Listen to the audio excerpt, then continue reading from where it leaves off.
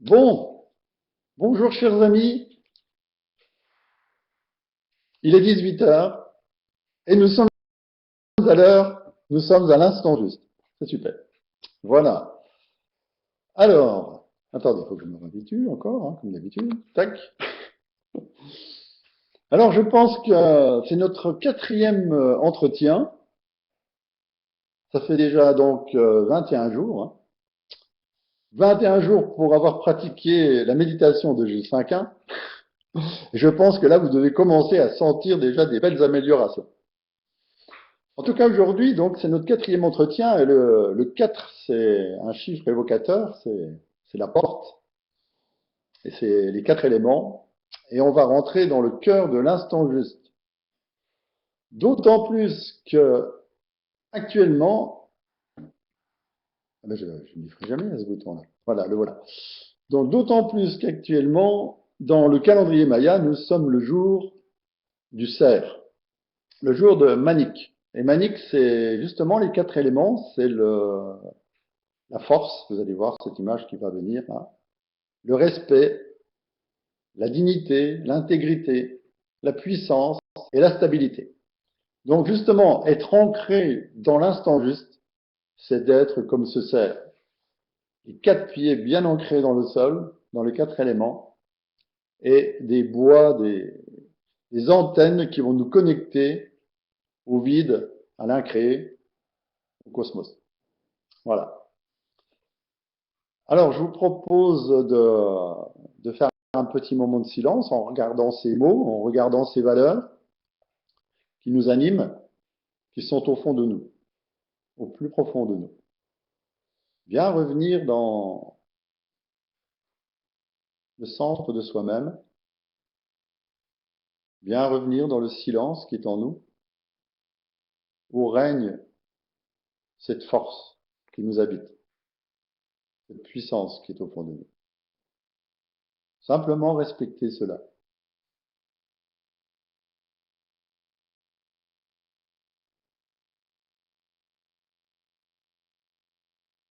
Regardez ce que cet animal vous inspire en vous.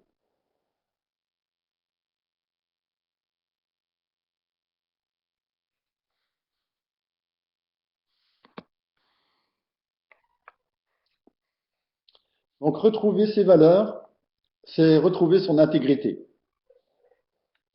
l'estime de soi la plus élevée. La définition de l'intégrité, c'est la motivation première à être conforme à ce que l'on est réellement, au plus profond de soi.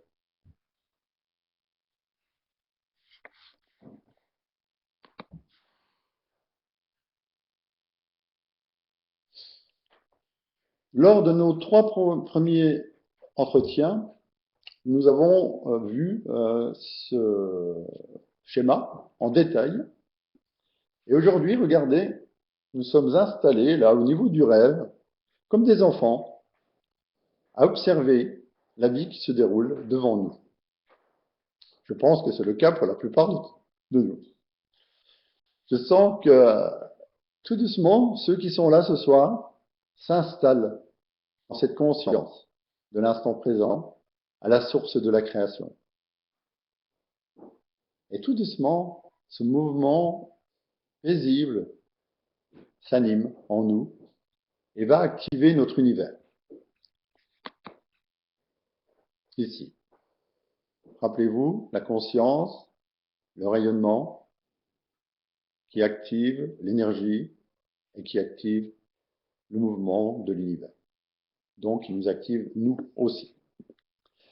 Donc, en réalité, je suis un créateur de bonheur et d'abondance. Il me suffit de me mettre en mouvement. Alors, j'ai insisté la dernière fois sur cette phrase. Là où je porte mon attention, je deviens conscient.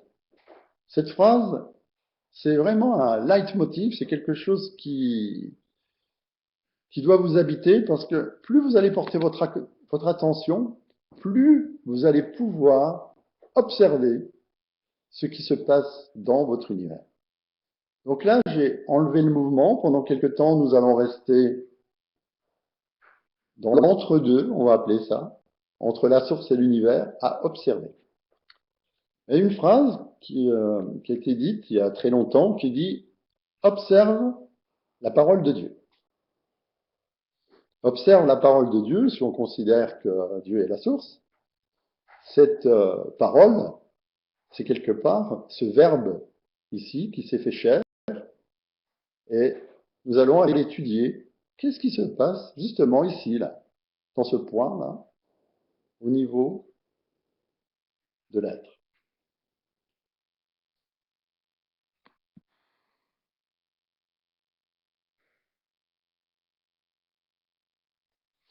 Qui suis-je?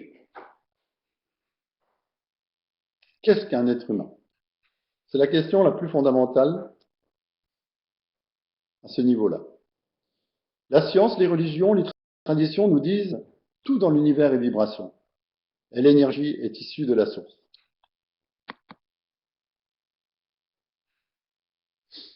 Tout est vibration.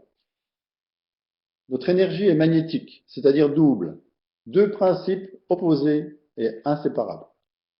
Répulsion et attraction, plus, moins, yin-yang. L'être que je suis est un centre d'énergie en mouvement.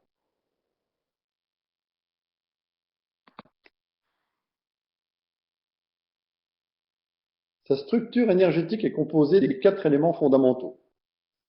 C'est ce que nous allons vraiment voir aujourd'hui. Donc, le feu, l'air, l'eau, la terre. Nous regardons ça pour l'instant comme des enfants. On ne rentre pas dans l'absolu. Donc, l'énergie est neutre, c'est-à-dire que c'est nous qui informons notre énergie et c'est nous qui la mettons en mouvement, en action. Ces 4 éléments fondamentaux se représentent les 4 états de l'expérience humaine. Le feu, c'est le mental. L'air, c'est le spirituel. L'eau, c'est l'émotionnel. La terre, c'est le physique. C'est ce que nous vivons dans ces 4 états, dans les 4 éléments fondamentaux.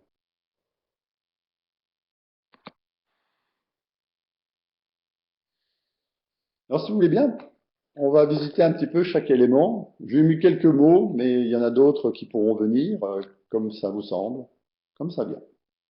L'élément air, bien sûr, c'est la respiration. Le souffle, l'inspire, l'expire.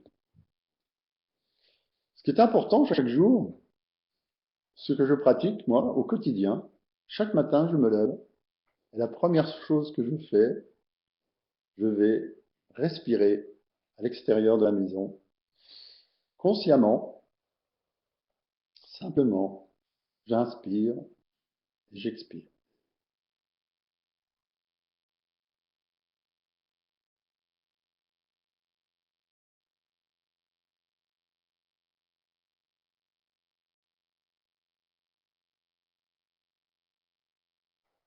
L'élément air est un élément essentiel. Nous pouvons rester très longtemps sans manger, nous pouvons rester un certain temps sans boire, mais nous ne pouvons pas rester sans respirer. D'où l'importance de bien commencer par cet élément-là et bien rentrer dans cette respiration. Cette respiration nous relie au spirituel. J'aspire à. C'est le pouvoir de l'attention, de l'intention. C'est ce qui va nous permettre de lâcher prise. Rappelez-vous, en massant ici le maxillaire inférieur, ça permet de lâcher, simplement lâcher. Ensuite, en inspirant par la glande pinéale, ça permet d'activer l'énergie vitale, le prana. C'est d'autant plus efficace lorsqu'on a pratiqué la respiration de Gilles, lorsque l'appendice, la glande amygdale, enfin l'amygdale, est neutralisée. On peut vraiment ressentir que nous nous remplissons d'une énergie de vie. Ensuite, le deuxième élément, l'élément eau. L'élément eau, ce qui est intéressant, le matin quand on se lève, c'est d'essayer de comprendre et de ressentir dans quel état nous sommes. L'eau a trois états, liquide, solide et gazeux. Je vous présenterai prochainement des mouvements tout simples qui vous permettent de voir dans quel état vous êtes instantanément. Je pratique cela depuis de nombreuses années. C'est ce qui m'a permis de ne plus jamais avoir mal au dos, alors que j'avais quand même eu un accident de moto, rappelez-vous, à 150 km/h, où j'ai coupé quand même une voiture en deux avec ma tête et ma moto. J'ai souffert du dos pendant 30 ans, et en pratiquant cela, ça a disparu. Le corps nous montre tout de suite si notre corps est souple, si notre corps est flexible. Et par quelques mouvements, vous pouvez vous en rendre compte, vous pouvez le ressentir. Votre corps vous montre si vous êtes solide, si vous êtes cristallisé, si vous êtes comme de la glace. Parce qu'il ne pliera pas. Il vous dira toujours la vérité. Et votre corps vous montre aussi si vous êtes échauffé, si vous êtes dans le mental, si vous êtes dans vos pensées. Parce que là, vous transpirez, vous n'êtes pas bien. Tout simplement. Rien qu'en observant ces trois états, sachant que notre corps est composé essentiellement d'eau, et surtout notre corps est composé de 99% de molécules d'eau. Donc plus on travaille au niveau cellulaire, plus on se rend compte de ça, et plus on devient sensible à cela. Donc bien sûr, l'élément eau, c'est l'émotionnel, la flexibilité, la souplesse dans nos relations, et c'est une source de conscience très subtile. Il y a beaucoup à dire sur l'eau, mais on ne peut pas passer la soirée là-dessus. Troisième élément, l'élémentaire. L'élémentaire, c'est le silence qui est en nous, c'est la vibration qui est en nous, c'est le plan physique, ce qui nous relie vraiment à la stabilité, à l'ancrage, à la paix qui est en nous. Simplement aller se poser contre une roche, simplement contre un arbre, sentir ce contact avec la terre qui nous apaise. Et seulement là, lorsque ces trois éléments-là sont visités, c'est très intéressant d'aller visiter l'élément feu, le mouvement, la joie. Utiliser le mental au lieu d'être utilisé par le mental. Conscient de notre dynamisme, du désir qui est en nous, de l'action, des motivations qui sont en nous, mais qui partent de ce silence, qui partent de cette souplesse, qui partent de cette respiration. Teilhard de Chardin disait, lorsque l'homme aura découvert les lois d'amour, il aura découvert le feu pour la deuxième fois. En pratiquant ces éléments-là dans ce sens-là, le corps s'apaise et le corps est beaucoup plus puissant, il a beaucoup plus de force. Sentez ça. Sentez. Ce niveau-là, on va faire une petite pause.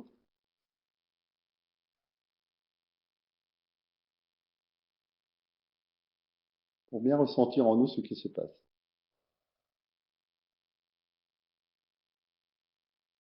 Visitez ces quatre éléments.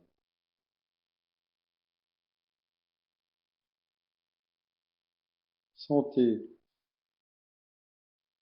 comme ils travaillent ensemble, comme ils sont dans l'unité, comme tout est dans tout, que tout est disponible, que tout est possible.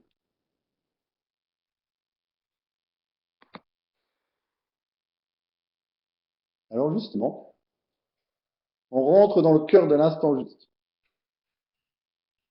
La structure énergétique, le feu, l'air, le mental, tout ça est là. Les principes féminins, principes masculins. Notre potentiel d'accès à l'information, au champ de toutes les possibilités, de tout ce qui a été, est et sera, c'est-à-dire tout ce qu'on a vu au niveau de la source. Nous extrayons comme des chercheurs d'or ce potentiel, et ce potentiel, nous l'emmenons ici, là, dans l'action. Et là, nous avons ce que l'on appelle la capacité d'action et la capacité d'utiliser ce potentiel. Seulement, Nous sommes nés avec un potentiel illimité, inné, disponible et utilisable. Et une capacité à utiliser ce potentiel. Aujourd'hui, nous vivons un dilemme. Car ici et maintenant, notre capacité est limitée. Les trois plus grandes limitations, l'ignorance, la peur, le mensonge. L'ignorance, il y a un homme qui s'appelait Socrate qui disait « Connais-toi toi-même et tu connaîtras le ciel et la terre et les lois de l'univers. » Aujourd'hui, ce qu'on connaît de tout ça, ce sont des miettes. Les physiciens, les scientifiques disent tous qu'on ne perçoit qu'1%. Comment peut-on avoir des croyances en ne possédant qu'une aussi infime partie de la connaissance?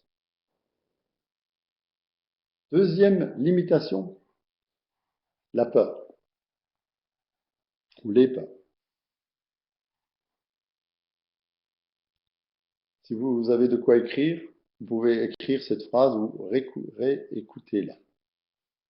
Je peux vous assurer que ce n'est pas la peur qui nous fait peur, mais c'est parce que nous avons peur à l'intérieur de nous que nous créons la situation qui nous fait peur. C'est aussi simple que ça. Quelqu'un qui n'a pas conscience de son potentiel ne peut même pas imaginer pouvoir l'utiliser. Le mental ne peut pas concevoir quelque chose qui n'existe pas pour lui. Et ça crée la peur. Le mensonge, c'est ce que les autres voient de nous. C'est ce que nous voyons de nous aussi.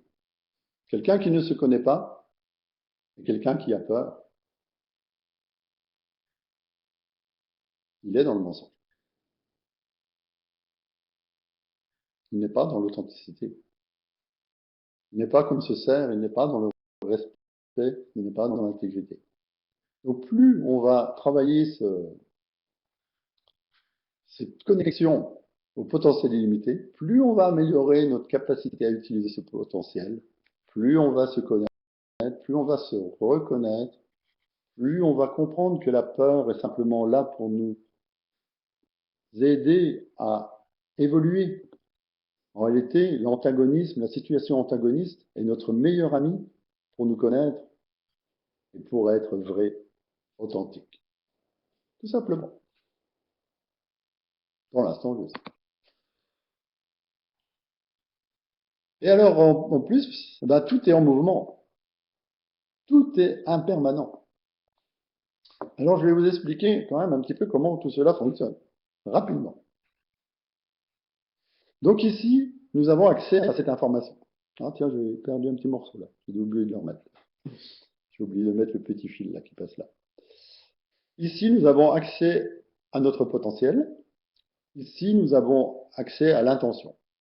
Donc, cette intention, avec des émotions claires, lorsque l'on est intègre, vont permettre de vivre l'expérience et de se réaliser sur la Terre.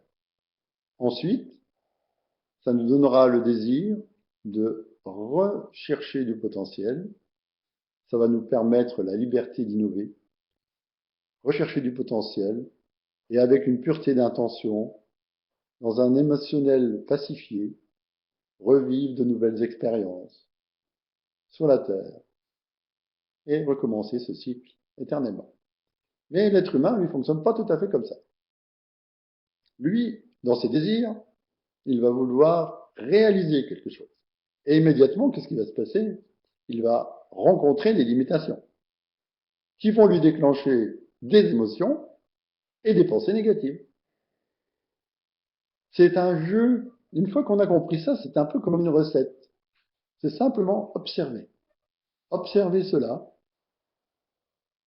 jouer avec ça. Si ma recette n'est pas bonne, ça ne sert à rien que je continue à réaliser cette recette. Je vais essayer de trouver des nouveaux ingrédients. Ces nouveaux ingrédients, ils sont dans les 4 éléments. 4 éléments, ce sont en réalité de la matière à l'état primordial. Et c'est nous qui réalisons la recette et qui vont réaliser des, tout simplement, ici, du bonheur et de l'abondance. Et pour cela, il me suffira de me mettre en mouvement. Et c'est ma responsabilité. Voilà, c'était mon message du jour. Je vais passer la parole à mon ami Yves, qui va nous interroger ou nous faire parler un petit peu avec mon ami Gilles. Merci à tous. Waouh. Euh, c'est déjà j'avais des questions sur les conférences passées, mais là tu apportes beaucoup d'éléments. En attendant que je vois des questions dans le chat, moi ma toute première demande, est-ce que tu peux nous redonner la phrase sur la peur? Parce que tu nous as dit de la noter et j'aimerais qu'on soit sûr de l'avoir correctement. Est-ce que tu peux nous redonner cette phrase-là? Ce n'est pas la situation qui nous fait peur, c'est parce que nous avons peur à l'intérieur de nous, dans notre rêve, dans notre vie intérieure, si vous préférez, que nous créons la situation qui nous fait peur. Vous comprenez, c'est un effet miroir. J'ai peur à l'intérieur de moi, je manifeste dans le miroir la situation qui me fait peur, qui me donne raison d'avoir peur. C'est un effet, un effet miroir. Si vous êtes devant une situation qui vous fait peur, amusez-vous. Vous prenez un tableau blanc, vous vous mettez face à un tableau blanc, et vous regardez ce tableau blanc, vous regardez votre peur. Vous prenez le stylo, vous écrivez, le stylo paperboard, là, vous écrivez sur le tableau blanc et vous dessinez au fur et à mesure tout ça. Et vous restez face à tout ça. Vous restez bien dans cette respiration en neutralisant l'amygdale, notamment, bien dans le cœur, connecté dans le cœur. Et vous allez voir que petit à petit, votre cœur va manifester dans le tableau blanc et va vous donner la possibilité de redessiner la situation autrement. Il faut simplement, au lieu de se mettre face à un miroir, c'est se mettre face à un tableau où vous allez pouvoir vous changer les choses. Et plus vous allez pouvoir le faire par vous-même, et plus vous allez voir que les choses peuvent changer. Quand tu dis Moi, j'ai découvert ça dans neutraliser, ma cuisine. excuse-moi, quand tu dis neutraliser, tu parles de la respiration, 5 inspires par le nez, une expire par la bouche? Voilà, c'est important de comprendre le phénomène de l'amygdale. Gilles pourra en reparler, mais il l'explique clairement dans son document. Tant que l'amygdale refoule, elle refoule aussi la peur. Alors on va dire simplement, mais non, j'ai pas peur, mais non, j'ai pas de peur, mais non, j'ai pas besoin d'avoir peur. Mais la peur, elle est bien là. Et la peur, elle va manifester à nouveau des situations pour me montrer que j'ai peur. Plutôt que de nier la peur, je l'affronte. Mais je l'affronte pas en me battant, je l'affronte simplement en la regardant.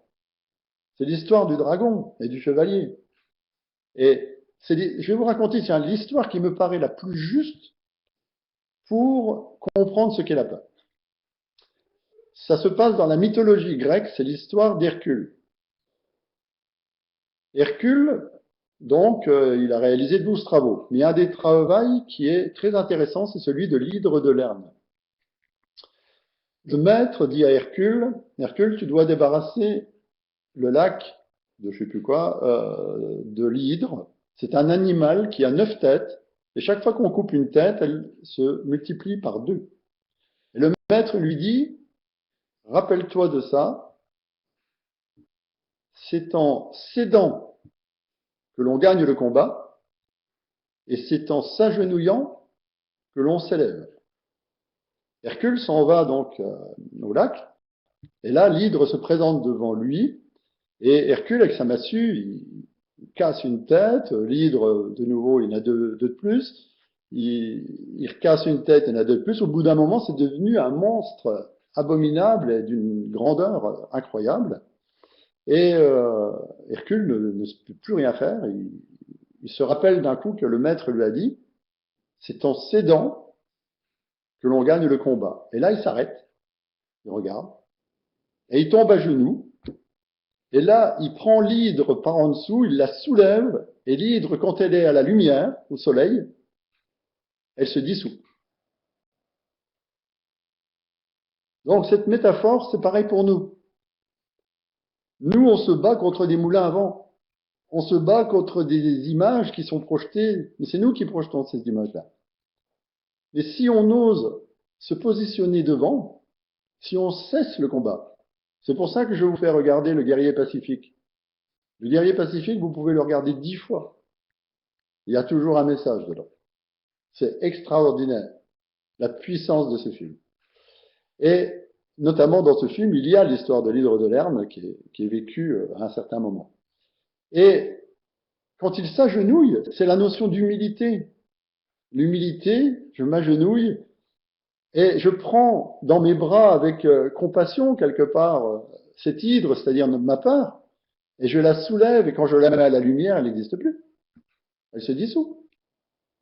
C'est aussi simple que ça. Et à chaque fois, c'est un cadeau parce que chaque fois que la peur est présentée de cette façon-là, ça nous remplit d'une gratitude, d'un amour infini qui vient manifester de la beauté, du bonheur et de l'abondance. Merci. Il y a une question dans le chat que je trouve intéressante. Comment distinguer, comment faire la différence entre la peur biologique naturelle et celle psychologique et illusoire? La différence entre peur biologique et peur illusoire. Biologique, une peur illusoire.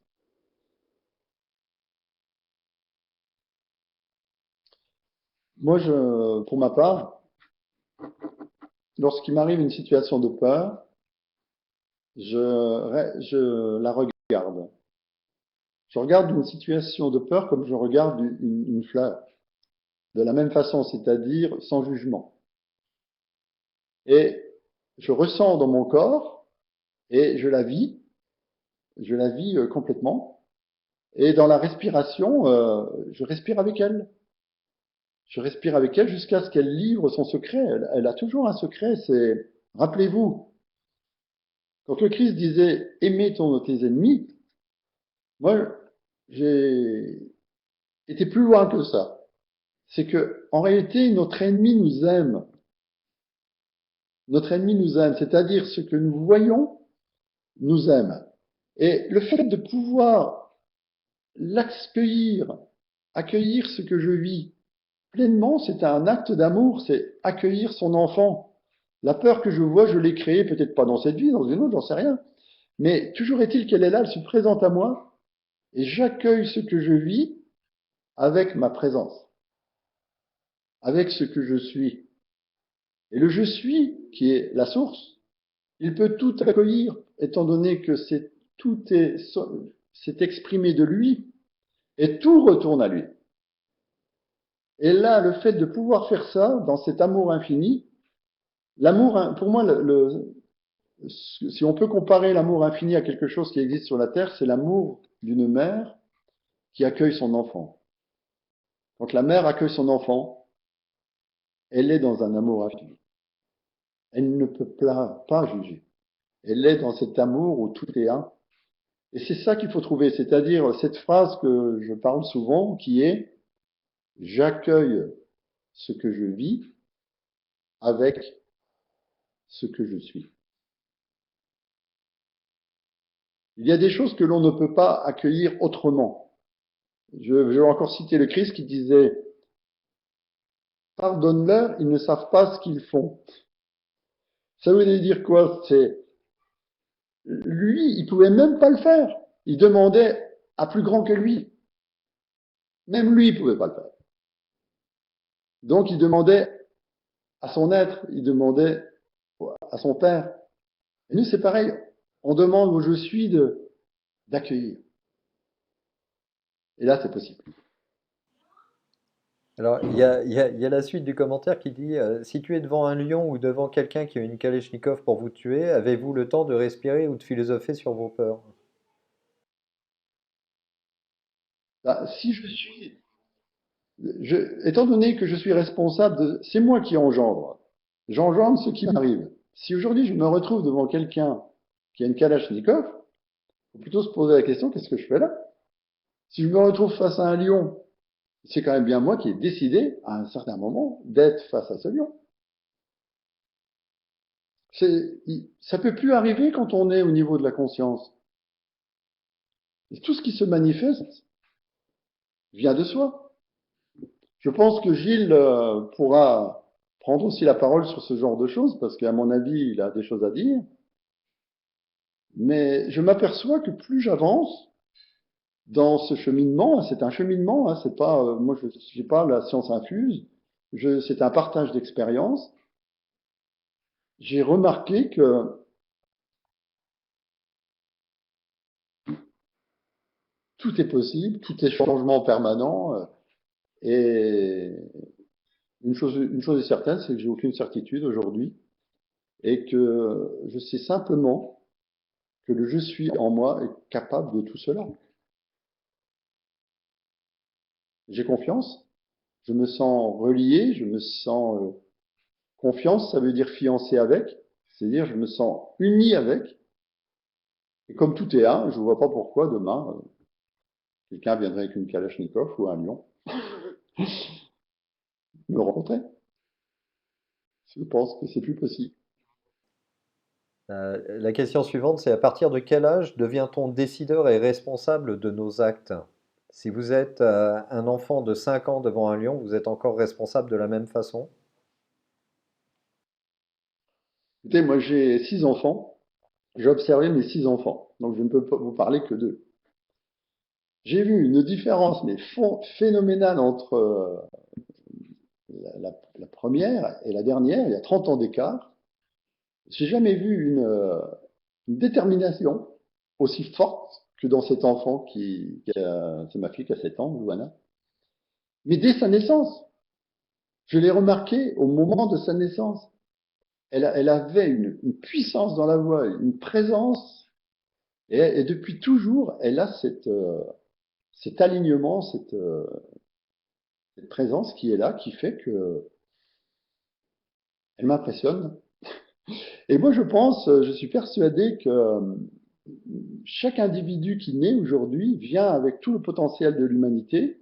Et nous allons vers ce que j'appelle l'homme nouveau, hein, c'est-à-dire on est un jour passé de Néandertal à Cro-Magnon, en ce moment on est à Homo sapiens, mais là maintenant c'est l'avènement de l'homme nouveau et qui a accès à tout ce qu'on est en train de voir actuellement et tout ce qu'on verra par la suite, tous les partages que l'on pourra faire. J'aimerais que Gilles puisse répondre, parler aussi un peu de tout cela, Gilles, si tu veux bien. sur cet homme nouveau, tu peux nous dire quelques mots, s'il te plaît? Alors, il est un fait. Est-ce que vous m'entendez bien? Là, vous m'entendez? Oui? Bon. Déjà, merci à Patrick. C'était donc très pertinent. Quand tu as parlé du silence, j'ai trouvé ça magnifique et extraordinaire parce qu'effectivement, moi je dis souvent, pardon, que je ne sais pas, hein, par contre je suis désolé de quel maître, et ça je voudrais bien le retrouver, cela vient. Il y a un maître qui a dit un jour, Dieu c'est le silence, et c'est simple au point de décevoir. Et c'est vrai que par rapport à cette phrase, ça veut tout dire, hein, que l'illusion, on va chercher une création mentale illusoire sur Dieu, alors que tout simplement c'est le silence. Et quand on se met en connexion du cœur et qu'on est complètement relié avec l'incréé, eh bien on est relié avec ce silence. Et là, effectivement, on peut se servir de notre cœur, connexion du cœur et du silence pour dissoudre. Parce que le silence, lui, il est à l'origine du tout. il est l'information originelle avec l'intelligence, et une fois qu'il est utilisé par notre intention, c'est-à-dire de le mettre dans une peur, il va dissoudre cette peur. La parole, c'est le dernier échelon, on pourrait dire, de la communication, c'est-à-dire que d'abord il y a le silence, ensuite il y a la création mentale et il y a la parole, l'intellect. Alors, vous voyez un petit peu la différence, c'est-à-dire que tout ce qui passe par l'intellect, c'est déjà difficile, alors que tout ce qui passe par le silence, ça vient de la source, ça vient de l'ultime intelligence suprême, on pourrait dire Dieu. Hein. Alors déjà ça, c'était important de le souligner. La deuxième chose, j'arriverai à l'homme nouveau, c'est que, merci Patrick de dire la respiration de J5.1, mais elle est à tout le monde, elle n'est pas à moi. Hein, cette respiration, ainsi que tout le travail que l'on peut faire, tout appartient à tout le monde. Tout est, puisqu'on est tous interreliés, interconnexion, il n'y a rien qui m'appartient. Hein. C'est un peu, je dirais, euh, une vision de ce que j'ai travaillé intérieurement qui m'a amené à pouvoir parler de respiration et de connexion du cœur. Mais avant toute chose, eh bien, on peut dire que tout est existant dans l'incréé. Tout est la connaissance, l'information originelle, donc on n'invente jamais rien, on redécouvre. Hein. Et pour revenir à la peur dont on parlait tout à l'heure, effectivement que il faut bien prendre conscience que la peur nous vient des mammifères, c'est-à-dire que on a eu, c'est vrai, le cerveau reptilien qui lui aussi occasionne une peur, mais la surexcitation de la peur, qui peut aller jusqu'à la peur de la peur, la phobie, qui peut aller jusqu'à l'agoraphobie, enfin toutes les dérivés de la peur, nous viennent d'une surexcitation d'une petite zone qui s'appelle l'amygdale cérébrale, et qui nous vient à ce moment-là des mammifères qui, pour eux, s'en servaient à bon escient pour l'attaque et la fuite. C'est-à-dire que le mammifère a besoin d'une énergie colossale qui se déploie par son amygdale cérébrale sous forme de cerveau circuit récompense pour se sortir d'une situation par l'attaque ou par la fuite. Et pour nous, c'est un héritage bien encombrant parce que pour passer de la conscience quatrième dimension et la 4-5 qui nous amènera à l'expansion de l'amour, il faut absolument transformer l'amygdale cérébrale en conscience active. Ce qui est la différence, c'est là. Patrick disait tout à l'heure que le mental, d'un seul coup, on pouvait réagir ou alors être sous l'influence de la réaction, ce qui est très juste. Si on est sous l'influence de la réaction, c'est elle qui part en premier par une impulsion complètement impossible à maîtriser.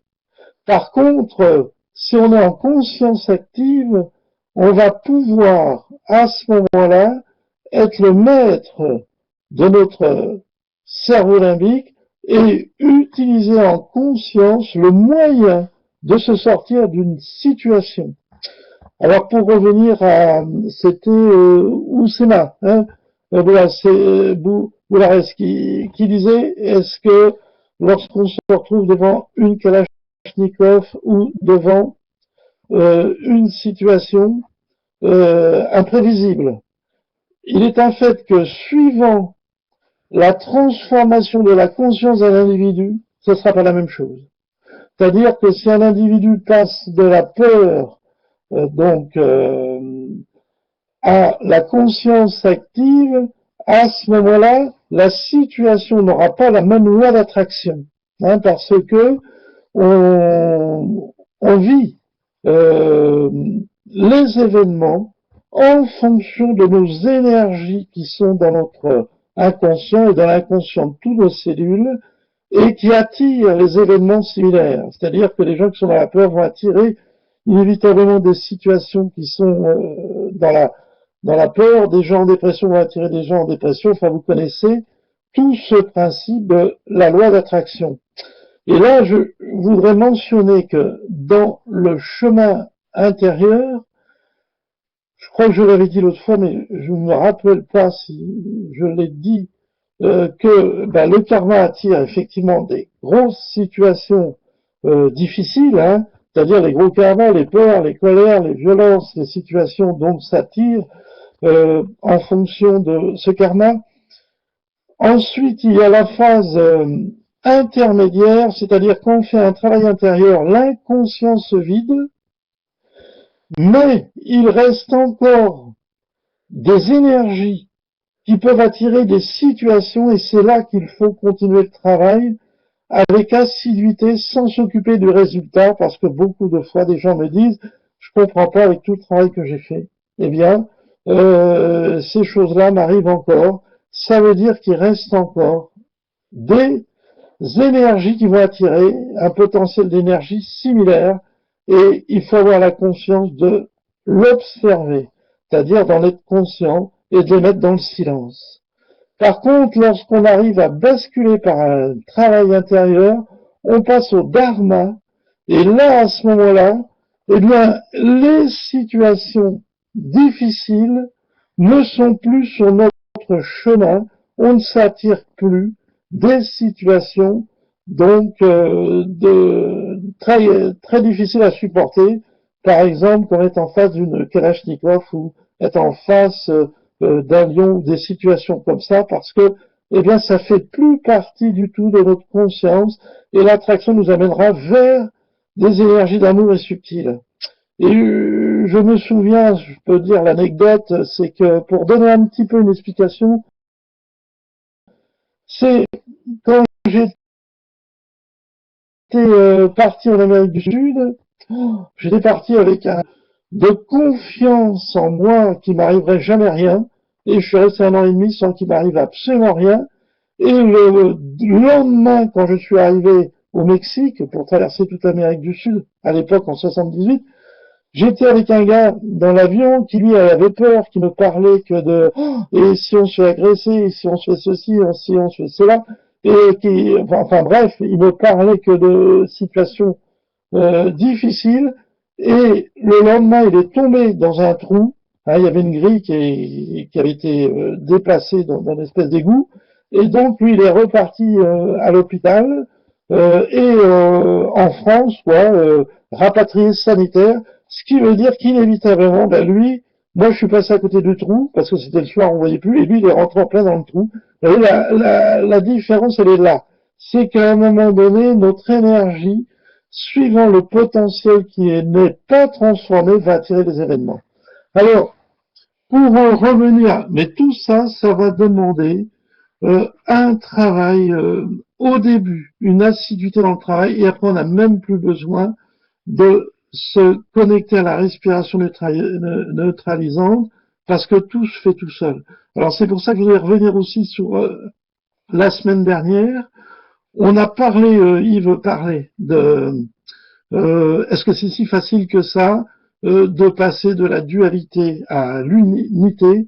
Moi, je dirais que tout va dépendre de la surexcitation de l'amygdale de chacun. Tout va dépendre donc de cette surexcitation et du travail qu'il faudra faire. Il y a des personnes qui auront besoin de recommencer la méthode plusieurs fois jusqu'à ce qu'ils ressentent les mouvements lumière et qu'ils ressentent la connexion du cœur, et d'autres qui se connectent directement, comme je le sens actuellement. Il y en a qui, vous ressentez au niveau des intestins, des petites douleurs. C'est absolument pas un problème au niveau des intestins. Ce sont vos 7 chakras qui s'accélèrent en fréquence et qui provoquent ces sensations. Ça veut dire que ceux-là sont en interconnexion en ce moment avec les autres, hein, avec Yves, avec Patrick, avec moi, et on est en train en interconnexion accélérer la mutation de chacun, hein, parce qu'on va arriver maintenant à cette explication du nouveau monde et de l'homme nouveau. Et donc, tout va dépendre de la surexcitation de l'amygdale de chacun et donc, dans ce cas, du travail qu'il sera plus important pour certains au début, je dis bien, d'effectuer. Alors, Juste une on chose, pourrait dire que... Gilles, Attendez, oui, juste une chose. Euh, Est-ce que quand on se retrouve là tous ensemble, le travail se fait plus vite, de manière plus efficace? Est-ce que ça peut être un moyen de faire un travail collectif pour accélérer son processus personnel? tout à fait. Parce que, quand tout à l'heure, Patrick énonçait les informations, il y avait une attention de chacun qui les amène dans l'instant présent, l'écoute, et à ce moment-là, le mental, donc qui donne de l'énergie pour ses besoins personnels, pour reconduire du passé, s'arrête pour rester concentré sur l'instant présent. Et c'est à ce moment-là qu'une interconnexion, on passe à un mouvement de fréquence plus élevée et on s'interconnecte les uns les autres et vous devez ressentir, pour certains, qu'il se passe quelque chose en ce moment.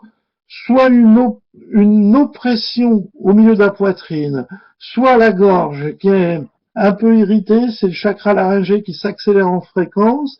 Pour certains, vous devez ressentir une pression derrière la tête au niveau des lobes occipitaux. Pour certains, vous devez ressentir des vibrations un petit peu partout, qui est le fait qu'on s'interconnecte et on profite de l'évolution de chacun par cette interconnexion. Ce qui est extraordinaire, ce qui nous amène justement à évoluer vers le nouveau monde. Est-ce que ça répond un peu à ta question, Yves? Oui, oui, oui, oui, tout à fait. Moi, j'en conclus que toute opportunité que je vais trouver pour le faire à plusieurs sera un plus dans mon processus personnel. C'est alors Tout à fait. on a notre rendez-vous du jeudi avec Patrick, mais ça veut dire que si j'ai des amis qui sont dans le même processus et si je peux faire des respirations avec eux ou une méditation, une connexion du cœur avec eux, ça va d'autant plus accélérer ce processus. Ah, tout à fait. Tout à fait parce que, en fait, on arrive maintenant avec une facilité, avec ce nouveau monde. Je vais récapituler un petit peu ce que Patrick a certainement dit déjà, ce que j'ai dit la dernière fois, c'est-à-dire que lorsqu'on est dans la création sous-lumineuse qu'on redonne de la vie, au mental, aux illusions, aux croyances, on est donc dans le passé. On reconduit, on redonne de la vie à ce passé, on est en troisième dimension, et à ce moment-là, on ne vit que dans l'autolimitation. Par contre, quand on commence à s'installer dans le cœur, on capte des mouvements lumière qui, depuis 1999, accélèrent la mutation des individus en construisant leur corps de lumière, dont le centre du cœur sera le réceptacle de l'amour, car le monde, le nouveau monde, sera l'expansion de l'amour sur la planète, et cela passe par l'être humain, par son centre du chakra du cœur. Il y a eu une évolution de 14 mouvements lumière depuis 99, qui, le dernier mouvement, le 28 octobre 2011, a signé donc l'ascension planétaire, mais pas l'ascension donc humaine qui est en train de se faire. Là, on pourrait dire que l'Esprit divin a signé, lui, la fin de son œuvre de construction, c'est-à-dire que de l'âge minéral, végétal, animal, humain, il y a trois familles maintenant qui se mettent en place. La famille 3D qu'on a connue jusque-là, jusqu'en 99, avec son potentiel émotionnel réactionnel qui se rapproche du mammifère. La famille 4D qui capte les mouvements lumière depuis 99 et qui nous amène jusqu'à l'intemporalité, et la famille 4-5, ceux qui sont dans le cœur et qui, par interconnexion, aident les autres dans leur mutation et expansent l'amour sur la planète. Alors en ce moment, Gilles, excuse-moi. le nouveau monde, pardon, hein, C'est juste, oui, Yves, j'aime beaucoup ce que tu présentes. On pourrait en parler pendant très très longtemps. Je suis désolé, je vais faire le gardien du temps parce qu'il est déjà 50 et on est en train de déborder. J'aimerais juste, merci pour ton intervention et d'avoir recadré tout ça parce que ça me semble extrêmement important, comme je disais la dernière fois, que ça soit Patrick ou toi, vous êtes à des niveaux qu'on regarde avec admiration. Nous sommes. non, euh, non. je sais que t'aimes pas trop ces mots-là. En tout cas, vu de chez nous, on aspire à rejoindre, à avoir à vivre ces mêmes choses.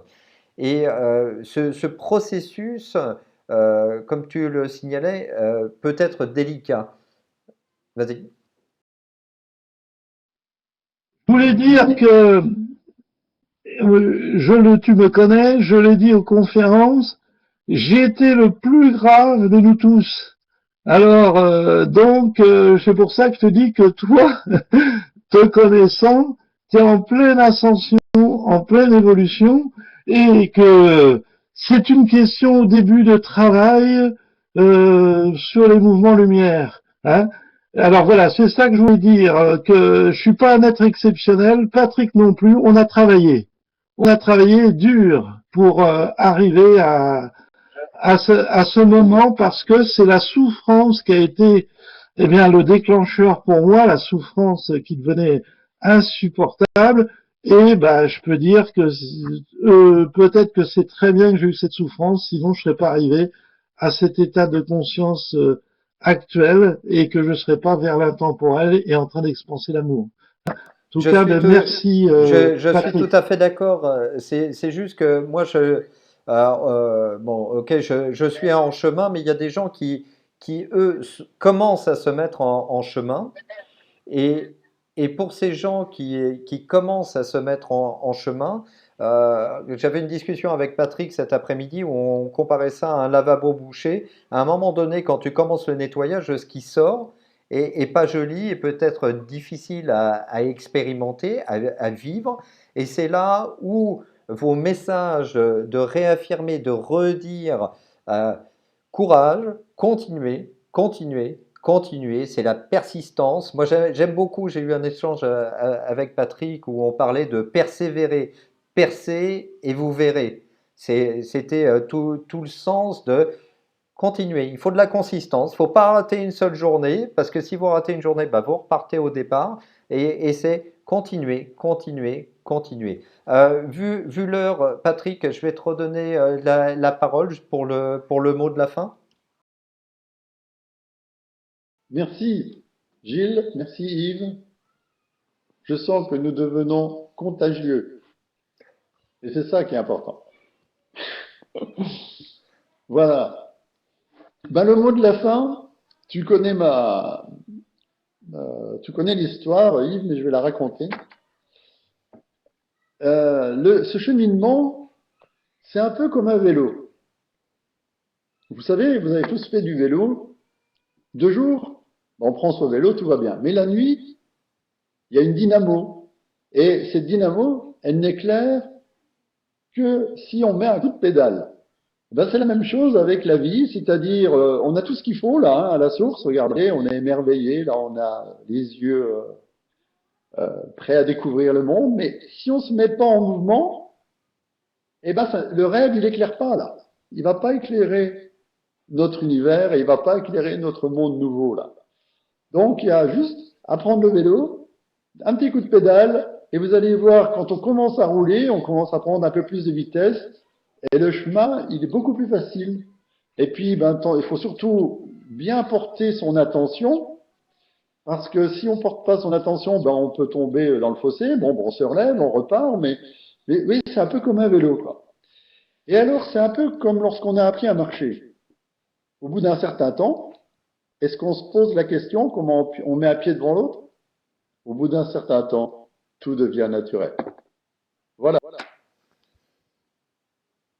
Mais merci à toi. On va se dire à la semaine prochaine. J'aimerais juste, moi, ajouter un petit mot très très vite pour les personnes présentes. Je vous recommande, je vous invite à rentrer en contact avec Patrick. Patrick fait des séances de 10-15 minutes pour aider les gens à se mettre en chemin. Donc, je pense que ça vaut la peine, étant régulièrement, échangeant régulièrement avec Patrick. Moi, je vois le bien que ça fait. Donc, je vous invite vraiment, chacun d'entre vous, à prendre la décision d'avancer, de vous mettre en chemin et de vous mettre en relation, notamment avec Patrick, pour faire ce travail-là. En tout cas, de ma part, je vous souhaite une très bonne soirée. Et à la semaine prochaine, bien sûr. Merci et à bientôt.